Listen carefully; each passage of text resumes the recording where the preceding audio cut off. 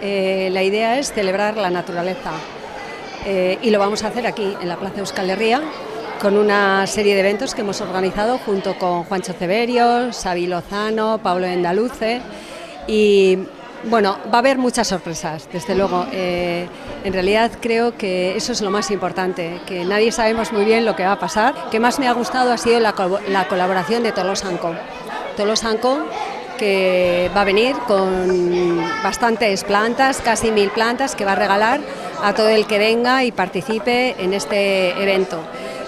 Al finalizar, la idea es hacer todos juntos un brindis por la naturaleza. En realidad es una escenografía y esa la van a utilizar los gancharis para hacer alguna danza o alguna escenografía, como decía, que también te digo que es un poco sorpresa, ¿no? Va a estar el taller de danza de Tolosa, van a participar los niños del coro, va a estar Mario Llenar, va a haber chalaparta y traeremos todos al Topic, donde va a haber también un evento en el que se va a celebrar la naturaleza y al final habrá un homenaje a una serie de personas que han estado trabajando y colaborando con las jornadas durante todos estos años. Pues comenzaremos hoy, día 10 de mayo, después del 12 al 16 estaremos en Tolosa, el día 22, el día 17 en Oñati con Miguel Delibes, el día 22 en Rentería con Joaquín Araujo y luego el día 30 de mayo una clausura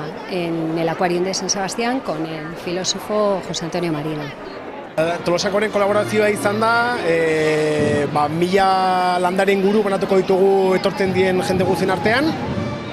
Eta berez honen helburua da, naturaldiarengatik topa egitea, ez? Eta, bueno, bai naturaldiaren jornada hauek, eta gero maiatzen 31an ospatuko den lore eta landaren azokaen artean, lotu nahi ditugu bi ekitaldiak, eta orduan gaur banatutako landareak mantendu behar dira 31 arte, osea, azoka egun arte. Eta hobena mantentzen dutenak, opari bat edukiko dute.